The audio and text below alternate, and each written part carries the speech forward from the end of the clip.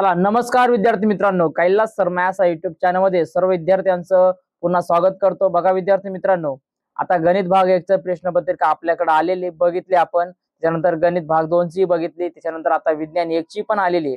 या सगळ्या प्रश्नपत्रिकेला आपण दिलेले आयएमपी प्रश्न पूर्ण आले होते। जसे आपण आयएमपी प्रश्न जे काही प्रमेय असते ते सगळं दिले होते। विज्ञान भाग 1 ला देखील आपण जे आयएमपी करून दिले होते, त्याच्यानंतर ज्या प्रश्नपत्रिका आपण सोडून घेत होत्या त्यातीलच सगळे प्रश्न हे ॲक्युरेटली आले होते बघा मित्रांनो। त्यामुळे विद्यार्थी मित्रांनो, आता जर लक्षात घ्या, जर सायन्स म्हणजे विज्ञान भाग 2 चे जर तुम्हाला चांगले मार्क पाहिजे असतील किंवा तुम्हाला वाटत असेल का चांगले गुण मिळावे, तर विद्यार्थी मित्रांनो हा व्हिडिओ शेवटपर्यंत नक्की बघा। आणि चॅनलवरती जर नवीन असाल तर चॅनल एकदा सबस्क्राईब करायला अजिबात विसरू नका आणि कमेंट नक्की करा। त्याच्यानंतर एक लाईक आपल्या व्हिडिओसाठी बनवून द्या। तर चला मित्रांनो, आता मी डायरेक्टली व्हिडिओला सुरुवात करतोय। बघा विद्यार्थी मित्रांनो, प्रश्नपत्रिकेचं स्वरूप कसं असणार आहे, काय असणार आहे हे आपल्या सर्वांना माहिती आहे। तरी पण लक्षात घ्या का एकूण 40 मार्काला प्रश्नपत्रिका आपली असणार आहे। या 40 मार्कामध्ये सगळ्यात पहिला जो प्रश्न आपला असणार आहे तो म्हणजेच काय का योग्य पर्यायांचा काय करायचं, तुम्हाला क्रमांक लिहायचा। म्हणजे काय दिलेल्या पर्याय असतात एखादा पर्याय तुम्हाला निवडायचा असणार आहे आणि त्याच्यापैकी एकूण किती असणार आहे मित्रांनो लक्षात घ्या, तर हे 5 मार्काला असणार आहे आणि प्रत्येकी एक एक असणार, असे 5 असणारे 5 मार्काला। चला पहिला बघूया काय दिलंय, पुनर्जन पद्धती डॅश डॅश या प्राण्यात आढळते। कोणामध्ये आढळते बघा, तर पर्याय क्रमांक ड प्लॅनेरिया। कशामध्ये आढळते, तर पर्याय क्रमांक ड प्लॅनेरिया मध्ये आढळते। पुढे बघा मित्रांनो, लॅक्टोबॅसिलस ब्रुईस या सूक्ष्मजीवांच्या मदतीने डॅश डॅश हे पेय तयार केले जाते। काय, तर कॉफी तयार केली जाते बघा मित्रांनो। पर्याय क्रमांक बी कॉफी तयार केलं जाते। आणि लक्षात घ्या मित्रांनो, अशा प्रकारचं याच प्रकारचं प्रश्नपत्रिकेचं स्वरूप असणार आहे आणि अशा प्रकारचेच प्रश्न तुम्हाला मित्रांनो विचारले जाणार होते बघा। पुढे बघा, जनुकातील एखादे न्यूक्लियोटाइड अचानक आपली जागा बदलते, त्यामुळे जो लहानसा बदल घडून येतो त्या बदलाला काय म्हणतात, तर उत्परिवर्तन। बघा काय म्हणतात, उत्परिवर्तन असे म्हटलं जातं बघा। पर्याय क्रमांक क। बघा पुढे काय दिले, महाराष्ट्र डॅश डॅश हे प्रमुख अणुऊर्जा निर्मिती केंद्र आहे। कुठे, तर हे तारापूर येते बघा मित्रांनो। कुठे, तर अणुऊर्जा निर्मिती केंद्र लक्षात घ्या, तारापूर इथे स्पर्धा परीक्षेला देखील हा विचारला जाणारा प्रश्न आहे बघा मित्रांनो। पुढे बघा, संधिपात संघाचे उदाहरण हे डॅश डॅश आहे। संधिपात संघाचे उदाहरण कोणते, तर विंचू। कोणते मित्रांनो लक्षात घ्या, विंचू आहे। अशा प्रकारे मित्रांनो 5 प्रश्न तुम्हाला विचारले जातील आणि एक एक प्रश्नाला किती मार्क असणार, ते 1 असणार आहे। पुढे बघा, आता खालील उपप्रश्न असणार आहे ते देखील एक एक मार्काचं असणार आहे, तेही 5 असणार आहे। तुम्ही जर पहिले 5 आणि हे 5 जर सोडले तर याच्यामध्येच तुम्ही पासिंग होणार आहे। आणि त्याच्यामध्ये नंतर मित्रांनो स्कोर कार्ड कसा वाढवायचा ते मी आता पुढे तुम्हाला नक्की सांगणार आहे। पुढे बघा, गटात वेगळा शब्द ओळखायचा का, वेगळा शब्द असणार आहे, गटात न बसणारा शब्द म्हणतो आपण त्याला। तर बघा याच्यामध्ये काय, डकफिल, प्लॅटफिश, पापलेट, लंगफिश अँड पेरिपॅट्स। तर काय येणार मित्रांनो, पापलेट। लक्षात घ्यायच्यात, काय उत्तर आहे, पापलेट। पुढे बघा, सहसंबंध लिहायचा होता, त्वचा, मॅलनिन आणि स्वादुपिंड। तर स्वादुपिंड कशाशी निगडित आहेत, आपण त्याला इन्सुलिन, काय तर इन्सुलिनशी निगडित आहे बघा। पुढे बघा मित्रांनो, खालील विधान सत्य किंवा असत्य ते लिहा। पाण्याचा वापर करून उपयोगी जीवांची निर्मिती करणे म्हणजे नील क्रांती होय। बरोबर आहे, हे काय सत्य। नील क्रांती कशाला म्हणतात, का पाण्याचाच वापर करायचा किंवा त्याचा उपयोग करून जीवांची निर्मिती केली जाते। पुढे बघा, WHO या संक्षिप्त रूपाचे विस्तारित नाव लिहा। म्हणजे काय, तुम्हाला लॉंग फॉर्म लिहायचा आहे बघा। मग WHO काय, तर वर्ल्ड हेल्थ ऑर्गनायझेशन। काय, तर वर्ल्ड हेल्थ ऑर्गनायझेशन म्हणजे काय, जागतिक आरोग्य संघटना। लक्षात घ्या मित्रांनो, काय स्क्रीनशॉट काढून घ्या पटापट, काय तर जागतिक आरोग्य संघटना देखील याला म्हटलं जातं, WHO ला। पुढे बघा, जोड्या लावायच्या, एकच जोडी दिली बघा मित्रांनो। काय केले, याच्यामध्ये एकच जोडी दिलेले आणि ती जोडी तुम्हाला काय करायची, जोडून घ्यायची बघा। पुरुष, आता याच्यामध्ये बघा काय दिले, पुरुष दिले। मग पुरुषामध्ये जर कोणत्या असं याच्यामध्ये जोड्या असतात, तर 44 आणि XY। बरोबर आहे, किती, 44 आणि XY याच्या जोड्या असतात। स्त्रियांमध्ये 44, बरोबर आहे। पुढे आपल्याला ह्या गोष्टी समजून घेणं गरजेचं बघा। पुढे बघा मित्रांनो, शास्त्रीय कारणे द्या। बघा काय दिलंय, कासव जमिनीवर आणि पाण्यात राहते तरीही त्यांचा उभयचर या वर्गामध्ये समावेश करता येत नाही। बघा काय, तर पहिल्यांदा काय बघा, कासवाचा सरासरी, एक मिनिट बघा, बघून घ्या जरा व्यवस्थित। स्क्रीनशॉट, पहिला स्क्रीनशॉट काढून घ्या मित्रांनो, म्हणजे जेणेकरून एक्सप्लेन करायला काय अडचण नाही आपल्याला। बघा स्क्रीनशॉट काढून घ्या। बघा काय, आता आपण जर विचार केला कासवाचा सरीसृप वर्गात समावेश केला जातो, कारण ते जमिनीवर राहते व त्यावेळी फुफ्फुसाने श्वसन करते आणि ते पाण्यात पोहते तेव्हाही प्रत्येक श्वसनाला नाक पाण्याबाहेर काढून श्वासोच्छ्वास करत असते. बघा मित्रांनो, हे त्याचं उत्तर आहे. पुढे बघा, जलविद्युत ऊर्जा आणि सौर ऊर्जा आणि पवन ऊर्जा यांना नूतनीकरणक्षम ऊर्जा म्हणतात. का म्हणतात? कारण ज्या ऊर्जा स्वतःची निसर्गामध्ये सतत निर्मिती किंवा उत्पादन होत असते व ते काय तर अक्षय असतात, तसेच वापरासाठी सदैव उपलब्ध असतात, अशा ऊर्जा स्रोतांना नूतनीकरणक्षम ऊर्जा स्रोत असे म्हणतात. का जे निसर्गामध्ये सदैव अवेलेबल असतात, उपलब्ध असतात आणि त्याचा आपण काय का सदैव नेहमीच त्याचा उपयोग करत असतो, त्याला काय म्हणतात तर नूतनीकरणक्षम ऊर्जा स्रोत असे म्हटले जाते. बघा पुढे काय, व्यायाम केल्यानंतर आपल्याला थकल्यासारखे वाटते. बघा मित्रांनो, काय दिले का व्यायाम केल्यानंतर आपल्याला थकल्यासारखे वाटते. का? कारण आपण व्यायाम करताना आपल्या शरीरातील मांसपेशी स्नायू विनाक्षी श्वसन करतात. या विनाक्षी श्वसनादरम्यान आपल्या शरीरात लॅक्टिक आम्ल साठते. काय होते? लॅक्टिक आम्ल साठते. असं प्रकारचं याचं योग्य कारण आहे. बघा मित्रांनो, तुम्ही अजून याच्यामध्ये ऍड करू शकता. बघा पुढचा प्रश्न बघा काय का आपल्याला पुढचा प्रश्न विचारला जाणार आहे, तर कोणतेही 3 सोडायचे आपल्याला आणि 6 मार्क, म्हणजे प्रत्येक प्रश्नाला किती मार्क असणार मित्रांनो? 2 मार्क असणार. याची नोंद करून घ्या. किती असणार तर 2 मार्क असणार आहे. बघा मित्रांनो, पुढे बघा काय दिले, किरणोत्सारी प्रदूषणाचे मानवी शरीरावर होणारे कोणतेही 4 दृश्य परिणाम लिहा. मग तुम्ही तुमच्या प्रकारे लिहू शकता. जसं की पहिला मध्यवर्ती, बरोबर आहे, मध्यवर्ती चेतासंस्थेला झालेली इजा. दुसरा काय अनुवंशिक दोष. तिसरा त्वचेचा कर्करोग आणि न्यूक्लेलिया. आणि चौथा काय कॅन्सर, क्रिक, अल्सर आणि जनुकीय बदल. या अशा प्रकारे 4 त्याचे दृश्य परिणाम तुम्ही लिहू शकता.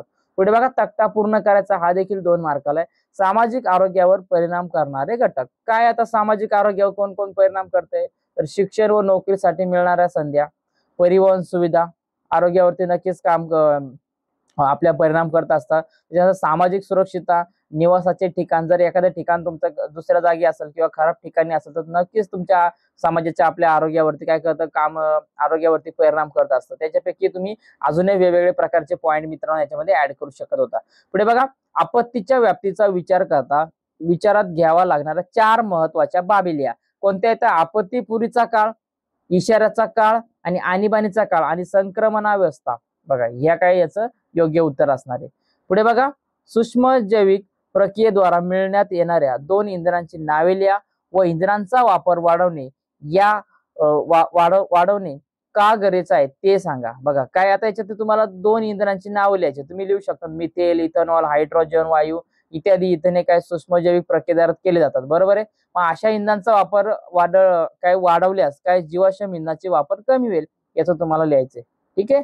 पुढे बघा, डीएनए फिंगरप्रिंटिंग म्हणजे काय? या तंत्राचा वापर प्रामुख्याने कोणत्या क्षेत्रात केला जातो, तर काय या एखाद्या व्यक्तीच्या बोटांचे ठसे एकमेव असतात, बरोबर. त्याप्रमाणे प्रत्येक व्यक्तीचा डीएनए ची जडण सुद्धा एकमेव होत असते. त्यामुळे कोणत्याही व्यक्तीची उपलब्ध डीएनए वरून त्या व्यक्तीची ओळख पटवणे शक्य होते. या पद्धतीला डीएनए फिंगरप्रिंटिंग असं म्हणतात. जसं तुम्ही सीआयडी वगैरे म्हणतात, सीआयडी बघत असाल, बरोबर आहे, त्याच्यामध्ये दाखवलं जातं का फिंगरप्रिंटिंग मॅच केली जातात.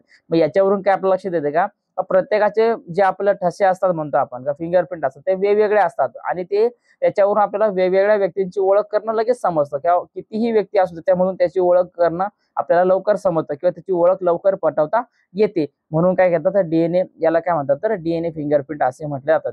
आणि लक्षात घ्या जास्त करून मेडिकल साईडला आपण म्हणतो का जसं की क्राईम साईडला असेल त्या साईडला जसं की आपण तिकडं जास्त करून याचा उपयोग केला जातो. बघा क्राईम सेक्शन मध्ये जास्त करून पोलीस वगैरे आपण बघतो सीआयडी वगैरे या तिकडे जास्त करून याचा उपयोग केला जातो. पुढे बघा, खाली प्रश्न सोडवा कोणतेही 5. काय बघा, जीवनसत्वे म्हणजे काय? बघा जीवनसत्वे म्हणजे वैविध्यपूर्ण रासायनिक पदार्थांचा असा गट आहे की ज्यातील प्रत्येक पदार्थाची शरीरातील विविध कार्य सुरळीतपणे पार पाडण्यासाठी आवश्यकता असते, त्याला जीवनसत्वे असे म्हटले जाते. पुढे बघा मित्रांनो, काय आता विद्रव्यतेच्या आधार त्याचे वर्गीकरण करा. काय विद्रव्यतेच्या आधार त्याचं वर्गीकरण करायचे. पुढे काय, मेद विद्राव्य जीवनसत्वे ही जीवनसत्वे चरबीत विरघळू शकतात आणि शरीरात साचून राहू शकतात. तसेच जलविद्राव्य जीवनसत्वे ही जीवनसत्वे पाण्यात विरघळू शकतात. तुम्ही याच्या प्रकारे लिहायचे. बघा मेदविद्राव्य आणि जलविद्राव्य अशा प्रकारे तुम्ही दोघांचं एक एक सेंटेन्स दिलं तरी चालून जाणार आहे.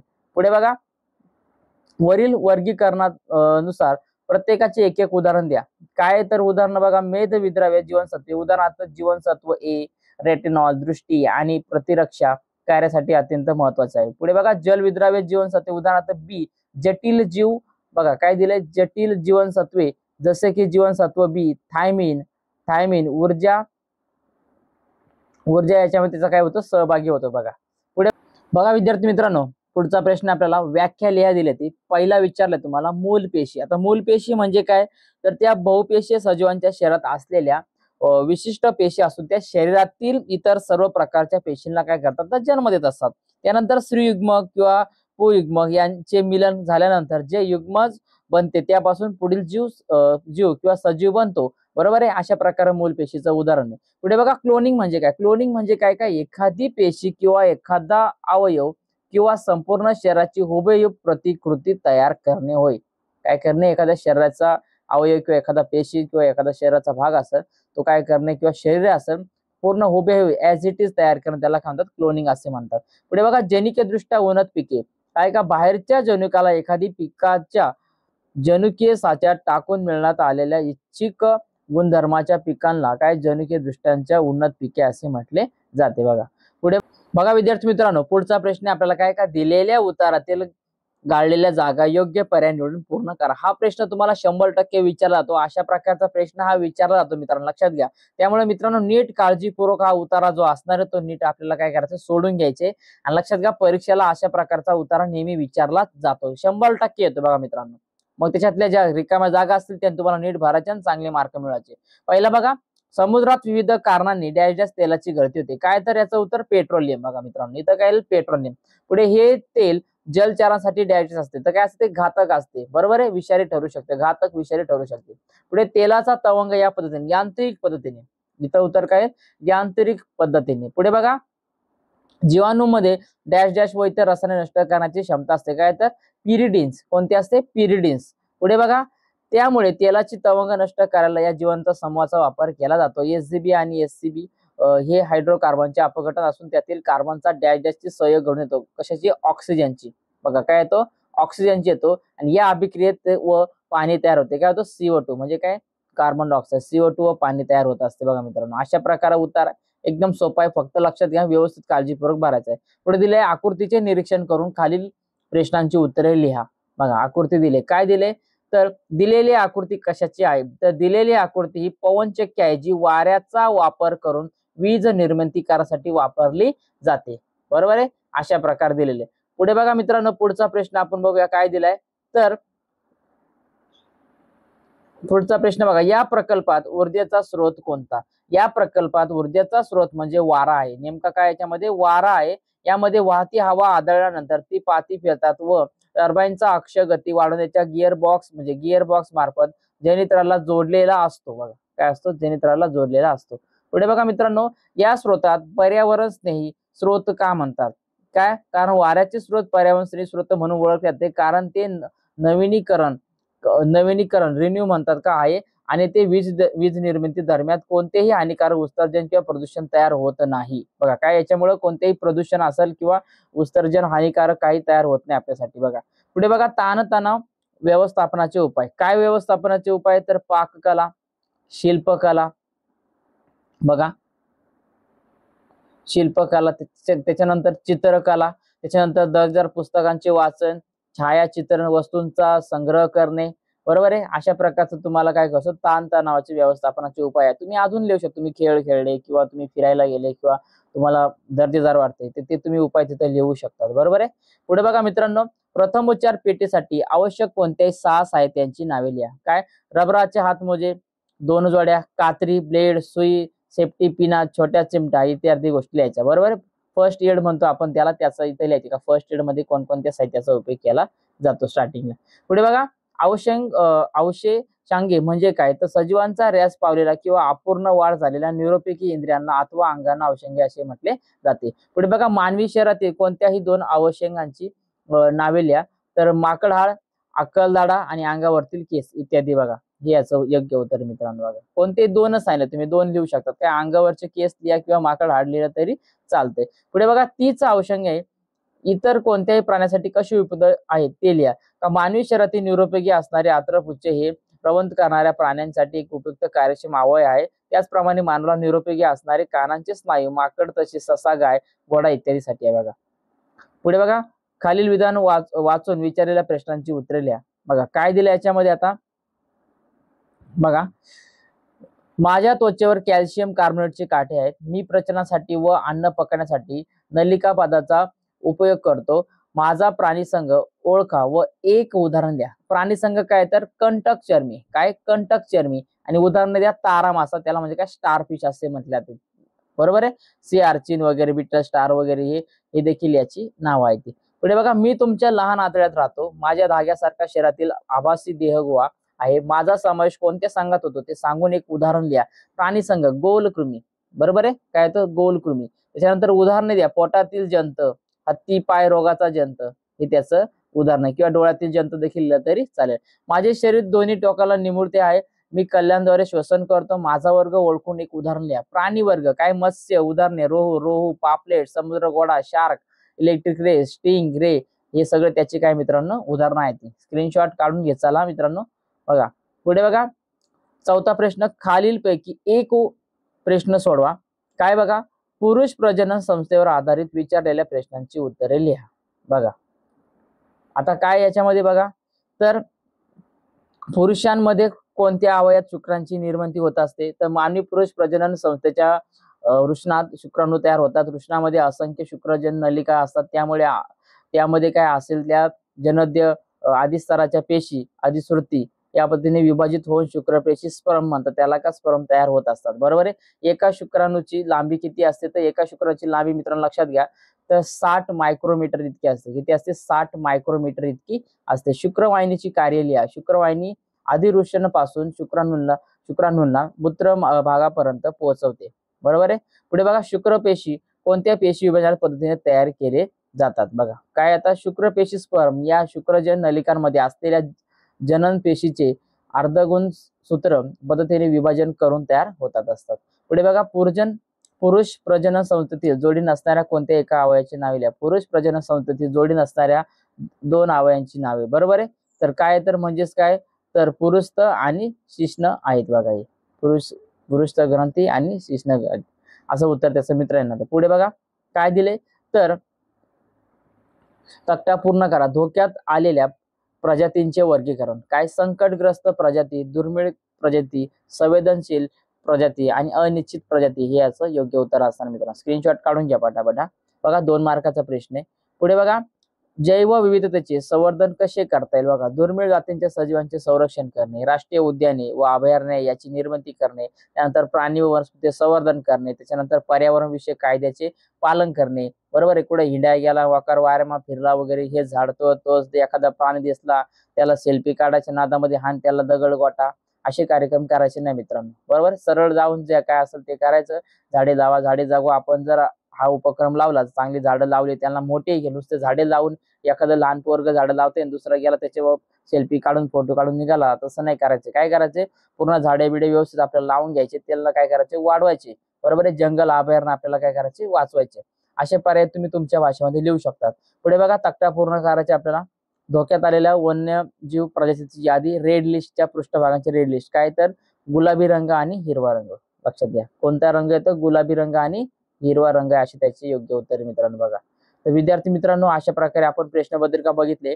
तर व्हिडिओ जर आवडला तर व्हिडिओला एकदा लाईक करा मित्रांनो. अशा प्रकारचाच प्रश्न विचारले जातात. तक्ता पूर्ण करा, आकृत्या ओळखा वगैरे, काही सगळ्या प्रकारचा हाच भाग तुम्हाला विचारतो. उतारा वगैरे सगळा विचारतो. पहिले प्रश्न एक 5 मार्काला विचारतात. विद्यार्थी मित्रांनो, चॅनलवरती नवीन असाल तर चॅनलला नक्की सबस्क्राईब करा मित्रांनो. आणि तुम्हाला इतिहास असेल, भूगोल असेल, त्याचे तुम्हाला गायडन्स करणार. त्याच्यानंतर मित्रांनो अजून खूप साऱ्या गायडन्स करण्यासारख्या ती. तर तुम्हाला बघा, आता विज्ञान 1चा पेपर खूप चांगला गेलाय. बऱ्याच विद्यार्थ्यांचे मला फोनही देखील आले, मेसेजही आले, आणि खूप चांगलं वाटतं का आपले विद्यार्थी मित्र पोहोचतात. लक्षात घ्या, एकाच प्रश्नपत्रिकेवरती डिपेंड राहू नका तुम्ही. वेगवेगळ्या प्रश्न, आपल्या ज्या प्रश्नपत्रिका जुन्या त्याही बघून घ्या. इकडचे प्रश्न तिकडचे प्रश्न येऊ शकतात. एकाच प्रश्नपत्रिकेचे सगळे प्रश्न येत नसतात, पण आपल्याला दाखवून द्यायचे का कोणते प्रश्न असणार आहे आणि कोणता फॉर्मॅट असणार आहे, कशा प्रकारे असणार आहे. विद्यार्थी मित्रांनो, चॅनलला एकदा नक्की सबस्क्राईब करा आणि मला एकदा कमेंट करा तुम्हाला व्हिडिओ कसा आवडला आणि तुमचा किती अभ्यास झालाय, आणि गणित भाग 1 भाग 2, त्याच्यानंतर तुमचा विज्ञान 1चा पेपर तुम्हाला कसा गेला, किती स्कोअर मिळाला, नक्की मला पाठवा. त्याची मी आन्सर शीट पाठवून दिली आहे. बघा, आन्सर शीट पण बघून घ्या मित्रांनो. सगळ्या पेपरची आन्सर शीट बोर्डाची जे काय आपल्याकडून आहे ते सगळे तुम्हाला दिलेले, ते उत्तर नक्की चेक करा आणि चांगला अभ्यास करा. भेटूया विद्यार्थी मित्रांनो आता पुढच्या व्हिडिओमध्ये.